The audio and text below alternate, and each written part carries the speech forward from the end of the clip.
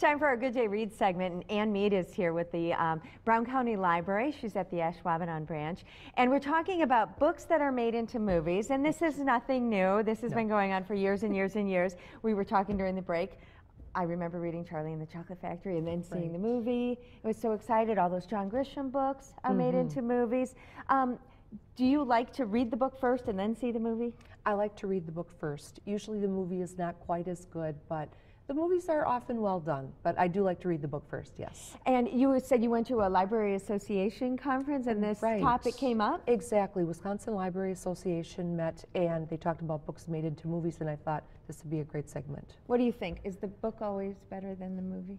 99% of the time. I know. I have seen a couple movies I actually liked better than the book, but that's for another day. Right now, we want to get to the 5 books that you have chosen, and they're all made into current or about to be released movies. Correct. Okay, and let's start with the second book in the Hunger Games trilogy. Right, Catching Fire. In this one, Katniss and Peeta have won the Hunger Games, and they are touring all of the districts, all 12 districts of Panem, just kind of like their victory tour, and they come home and they think everything is just fine. They'll be, you know, able to eat, they'll be well off. Well, they find out there are different plans. The Quarter Quell Games have come up this year, and President Snow has decided that all of the previous winners of the Hunger Games will fight in this one. Okay. So they go back to the arena again, and this time it's set up as a clock, and so on every hour something happens.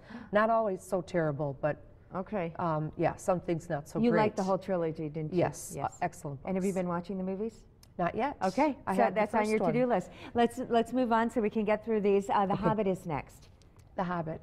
The Hobbit, the book was made into 3 movies. The first one came out last year. The second one is this year. The Hobbit, The Desolation of Smaug. Bilbo Baggins is a hobbit and lives a very normal life.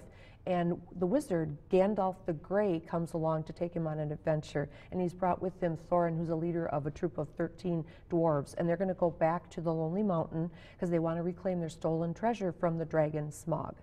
At the end of the first movie, Bilbo has run into Gollum, and he has gotten this special ring through a riddling contest, and now at the beginning of the second movie, they're again continuing on their journey to defeat Smaug and get their treasure back. What is The Monuments Men? That's your next one. It's a true story. This is adult nonfiction. It's a true story set during World War II, and people know all about World War II, and there are so many different accounts. This is about the art that was stolen during World War II. Hitler and his Nazis stole tons of artifacts, and what happened is this group of people, men and women, called themselves the Monuments Men. The book focuses on 6 of them who actually went through boot camp and went in to fight to get this artwork back, and they had a very key player on the inside, Rose Valland, who worked for one of the French museums during the German occupation, and they are still working today to recover artwork. This is on my list to see, but I think I'm going to read it first. Oh, I think you should. Excellent. I'm glad you put that on the list. Next is The Ender's Game. Ender's Game, right, and that one is also out. Oh, Monuments Men is coming out